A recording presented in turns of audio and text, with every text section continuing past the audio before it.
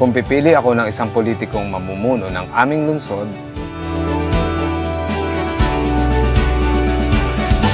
dapat subok na at may puso sa aming mahihirap.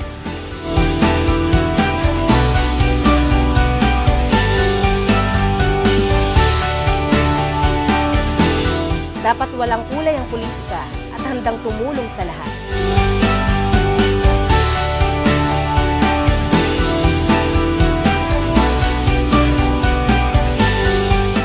Dapat ay may konkretong proyekto para sa edukasyon.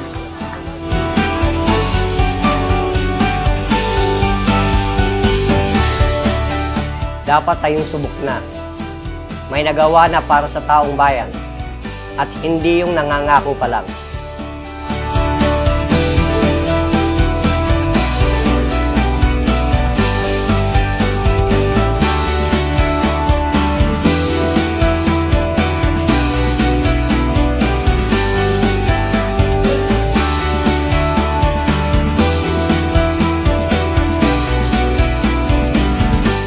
Nagpapasalamat po ako kay Atty. Coro sa libreng notaryo niya.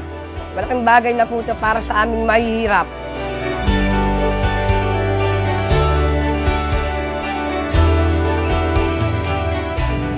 Salamat po, Atty. Raul Coro. Dahil sa ordinasong ibinasa ninyo, abot kamay na po namin ang libreng pag-aaral sa kolehiyo. Si Atty. Coro po, siya po ay lubos at tumutulong po sa amin. Hindi lang po sa legal, maging financial po. Kami po ay nagpapasarap ng lubos kay Atty. Coro.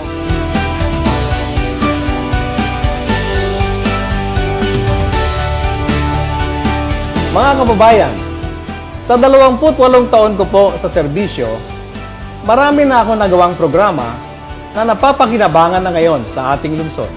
Umasa po kayo na mas marami pang serbisyo ang isasagawa ko bilang Vice Mayor ng ating minamahal na lungsod ng Muntinlupa.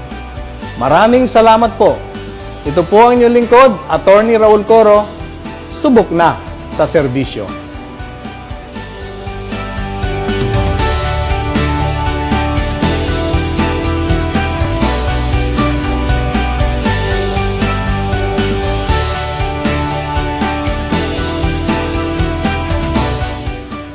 Kaya Vice Mayor Raul Coro, ikaw ang right choice namin. Vice Mayor Raul Coro, ikaw ang right choice ko. Ikaw ang right choice namin. Ikaw ang right choice namin.